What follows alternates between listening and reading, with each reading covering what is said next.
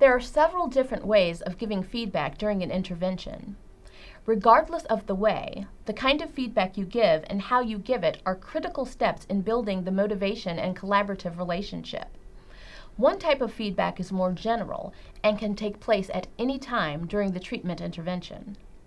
Another, more structured kind of feedback occurs in motivational enhancement therapy.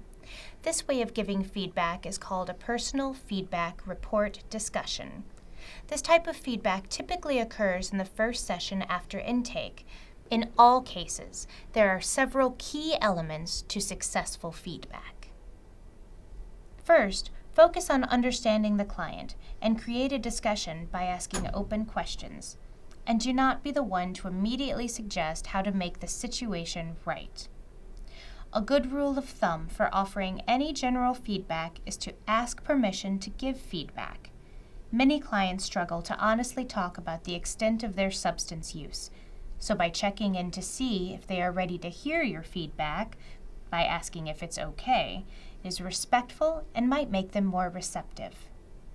Offering norms and information about the effects of substance use may be helpful, but the simplest message about the experienced legal and health risks and your concern may be the most effective. There are several goals of the PFR discussion. One goal is to make sure you and the client agree to the accuracy of the information and that nothing has changed since the assessment. Another goal is to raise awareness and make sure you and the client fully understand the motivations and current substance use. Discussing the following themes is helpful in painting a full picture of the substance use: the past and current severity, what they like about using, problems they have noticed, any reasons they have for change, and their motivation to change. We think of feedback discussions as an opportunity to develop discrepancy with the client and also offer any needed information that helps motivate healthier lifestyle changes.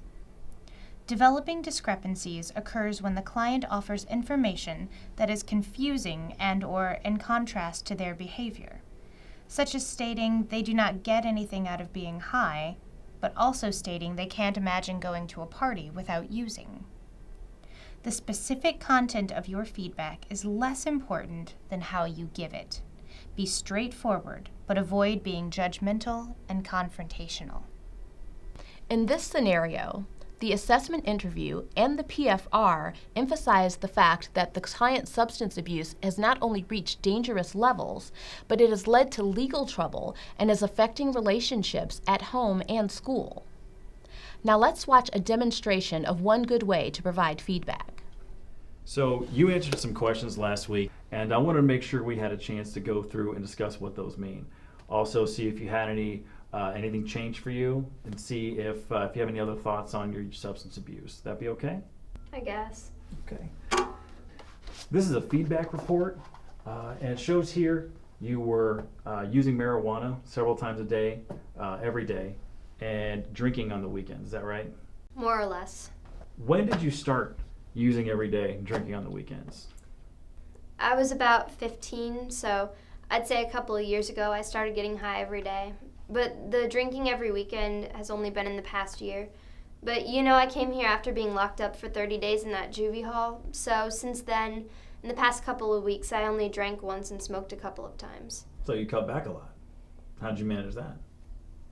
Jail. No choice. They said next time I'd be sent away for a year. So you're someone that when your back's against the wall, you really step up and take the challenge.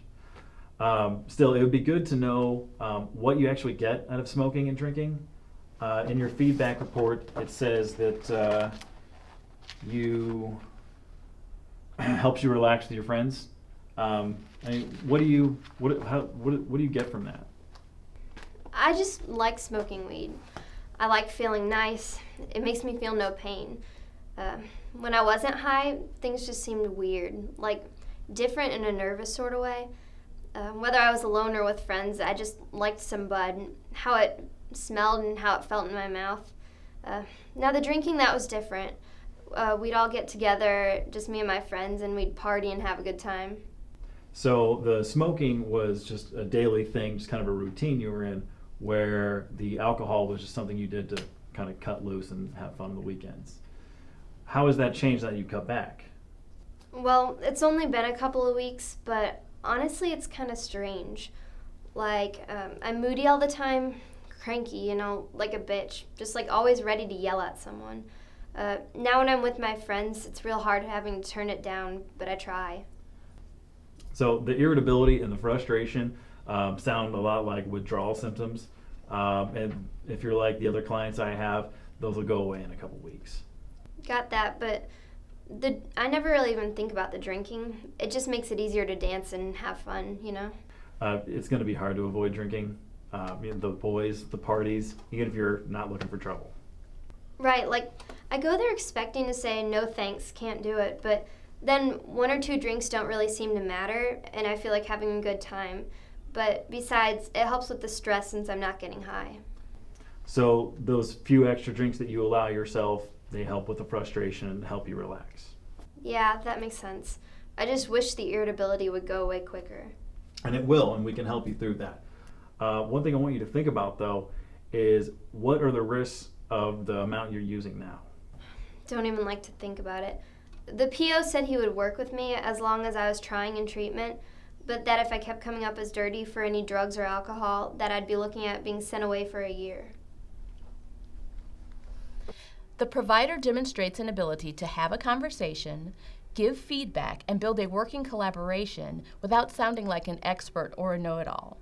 From there, he continues using reflections and open-ended questions to elicit more information while also raising awareness for the client regarding current use behaviors. From there, it's easy to see how the client can be asked about motivation and again challenged to think about change without any hint of confrontation. Now let's see what happens when a provider ignores these principles of giving feedback. Hi, Haley.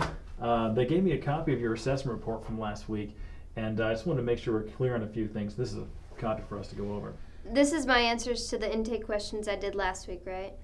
And it's going to outline a few of the problems you might be having and some of the needs you might have. Oh, well, things have really changed since then. Okay, well, let's go through this and see what the personal feedback report says. And it says here you're using weed daily and drinking on the weekends. Now that puts you in the upper 99th percentile of kids your age. That's pretty high, no pun intended. Well, I know a lot of teens that use more than I do. I bet you do, but it doesn't change where you fit into this picture here. Your use is way up there. It's gonna be something you need to work on, okay? And I'm glad you're here, but. Well, like I said, since I've been out of that juvie hall, it's come way down. So that number would really need to change. Like I said, let's go through this, one step at a time. We need to. Let's talk about why you use in the first place. It says you need to relax. Is that true or? Yeah. Well, do you know other ways to relax besides getting drunk and getting high? Yeah, sure, but no one does that at my age. Come on. The national average, it's like 50% of kids your age haven't even tried smoking. What do you think about that? Well, I bet those kids don't live in this town, and if they do, then they're rats or nerds. One of the two anyways. From the get-go, this provider chooses to focus on the task of relaying feedback and sacrifices the relationship with this youth. He ignores the importance of the youth's expressions for change and plows ahead to illustrate how much the youth is using compared to others of similar age. The youth denies the facts and then focuses on defending what is correct. As compared to the first scenario, this discussion does not raise awareness, increase motivation, nor does it create the collaboration and accurate picture necessary for future change.